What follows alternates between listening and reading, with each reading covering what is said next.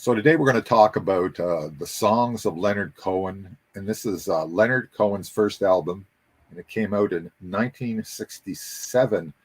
And this is my wife's copy, which is going to go to Vanessa because we have it on CD now, which I picked up at a thrift shop. I never actually had the album, but Sue did. Your mother had them, and so I knew the album, but I never really listened to it because I heard it from other people. So I never actually sat down and listened to it until the last about 3 weeks I've had it now. And I've listened to the hell out of this album. And I'll let you go first. And what's your thoughts on this album? Okay, sure. Well, it might be my favorite Leonard Cohen album. I haven't listened to all of them to give them ratings. You know what I mean? Like, Yeah. Sometimes you think you like one better or whatever. But so far, of all the ones that I've gone and assessed, this is definitely my favorite. It's my second favorite album of 1967. I recently did that list. That was up quite high there on your, Yeah, it is. Ratings. Yeah. So it's a 5-star album for me. I really like the whole album. I love his guitar playing on it, and I think he has some great melodies on it. I know that lyrics are often his main focus, and they are here too, but that's not the only thing that's great about it. Well, I was reading, and he didn't want to have drums on his album, and his producer John Simon was also trying to add horns and everything else, and so they had a conflict on how the album should sound. Yeah. And the song that does have drums on it, I think it was really bad production on that song, So Long Marianne, which is probably his catchiest song. Yeah. It's going through my head. I mean, it's a song that is has verses and a chorus and everything. But boy, did they ever mess up the production on that. What do you think about the production on that, So Long Marianne? Yeah, I guess, you're right on that one. Yeah, it does sound pretty like muffly, but...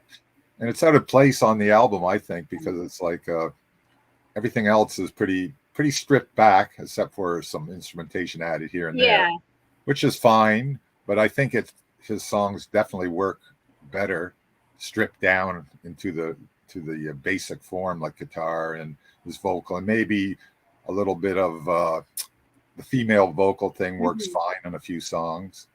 And but I think simple is definitely the way that you have to listen to his music, or this album anyways. This album, I mean, I like I'm Your Man, where it's not simple at all. It's all those synths and all that crazy 80s like over the topness to it, and I love that one too. But it's actually that's the one that I actually bought and listened to a lot when it came out. That's the only album that I actually bought by him and liked. And you say it's got synths and all that, but it worked as at that time. It worked as an album for me, anyways. I listened. No, it still works for me. It's like probably my second favorite one, actually. But I guess I should say kind of to demonstrate that he can work in both ways. I guess.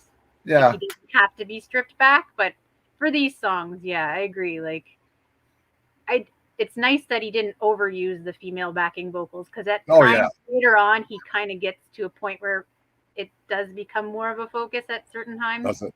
Yeah, I'm not sometimes really. It works really well, and sometimes it doesn't. But I think for these songs, it's good that it's just him. His voice is a lot lighter here than it would get to be. Like by the end of his recording career in his life, his voice was very gruff and very rough. Like on his last stories. He's basically telling stories and set to music, and the music is really basic. I mean, listening to there's a lot of repeated. There's not very rarely does he put a chorus in or anything. So he's telling a short story because he was a novelist to begin with. So he switched over to writing. Well, he probably wrote poetry anyways, but he was already a published poet before and acclaimed. Okay. So, but everything's a little compact little story in itself about love or lost love or things that happened in his life. Because I was reading the Sisters of Mercy. He was in a hotel lobby, and these two girls were backpacking, and they needed a place to stay. So he invited them up to his hotel room, and you think, oh, okay, he's got two girls up. But they immediately went to sleep, and he sat down and wrote Sisters of Mercy.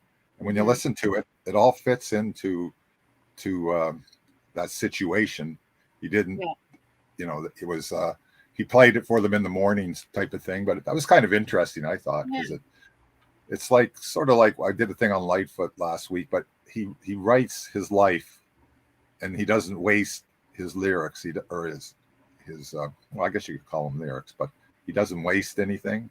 Yeah. Everything has a point. Everything is something that he's experienced. Grade 12 and 13, we did poetry and learning, or like T.S. Eliot and all this stuff. Yeah. And I was always like, what the hell does that mean?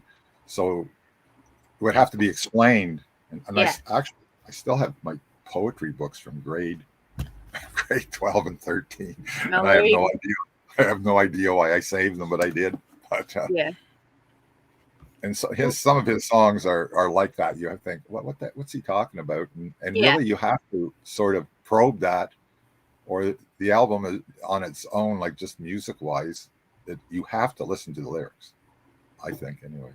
Yeah, I still like the other aspects of the album, though. I think that there's still a strength to it. I mean, maybe it's simple, but it's still something I really like about it. I like how the guitar sounds, and I like the melodies that he's written they're simple and they're not like over the top or anything, but I just like how it all sounds and how it all comes together. And I think he sounds really good comparatively. It works. Yeah. It definitely works. I expected when I first sat down to listen to it a couple of weeks ago, I thought, oh, this is going to be a depressing album, and I'm going to say, I'm just not going to get off on it at all. Yeah. But I don't find that at all. No, I don't think it's depressing. It's kind of like if you are depressed, it could kind of bring you up a level, I think. Yeah. Some albums are like that. The music is kind of down, but because of the way it's presented, it can sort of elevate your mood a little bit. I think it's a comforting album. I think it's got a sound to it. Yeah, like I think that it's almost like sitting down and having like a nice tea and like getting cozy and listening to songs of somebody playing you some songs directly to you type of thing. Yeah. Yeah, it's got an intimacy to it because it's so simple. Yeah, but it's a positive thing. I think it's not. Because sometimes that stuff can be depressing for some people. I mean, I like sad music. It seems to be. Oh, I do too. Uplifting for me, but a lot of people it's off-putting. So, but I don't think this crosses that line. I don't really listen to lyrics per se on a lot of things, but some people force you to listen to lyrics to make the music work. Yeah, like Lou Reed is like that for me too. You have to listen to his lyrics, or it's just not. It's not going to connect totally with you, I think. And the cover here too. Looking at the cover, I was staring at it yesterday, and I thought he's trying to portray himself as a poet on that, like from the early 1900s or the late 1800s. It has that look, that sepia look, and he just looks like into the surrealist guys, poets, and all that, and they kind of look like this. And I thought, that cover really kind of works, because I was looking at it as a cover, and I thought, that really works. And then the back, apparently he found this image on the road or on the street, and he used it. And there's a story behind that which you can find online, but it's kind of interesting. Is she breaking away from her chains in the fire, or is she being engulfed by the fire? There's sort of interpretations, and it's some kind of religious thing that I was reading about it, but that's online. I think he refers to that later in other songs too, like because he has a song about Joan of Arc, similar kind of idea. Right. So I think it must be an ongoing, like a type of imagery that he likes to go back to. For me, the album is like the first side I really like, if you break it down as a record. Mm-hmm. And the second side starts off with So Long Marianne, which I think really should have been stripped down, and because that is a great song. I think it's been going through my head for the last few days, but the production on that, and then the next couple of songs after that, I wasn't that crazy about until the last song. Yeah, I don't know, they kind of got away from me a bit. So Hey, That's No Way to Say Goodbye is one of because that's my favorite. Yeah, that's so like they're okay, but they don't Yeah. like the first side really grabs me all the way Yeah. through. I'd say And the whole as a side, the first side is better for sure. yeah, and I like The the last song album, about. the Sorry. sorry, like would be like tracks 8 and 9 would be probably be my least favorite, and then it picks back up at the Yeah, end. You say, yeah. yeah, the last song I like. Yeah. By the way, your uncle was really big into Leonard Cohen, and Yeah. that's where I really heard this album a lot when we visited them in Montreal, because he'd listen to this album over and over and over again. So I even remember being a kid and going there and him playing oh, Leonard do Cohen. you? Yeah. Do you? Yeah. Oh yeah. It was his favorite artist by far, and so I guess we're going to sign off for today. So long, everybody. Till next time. Poof.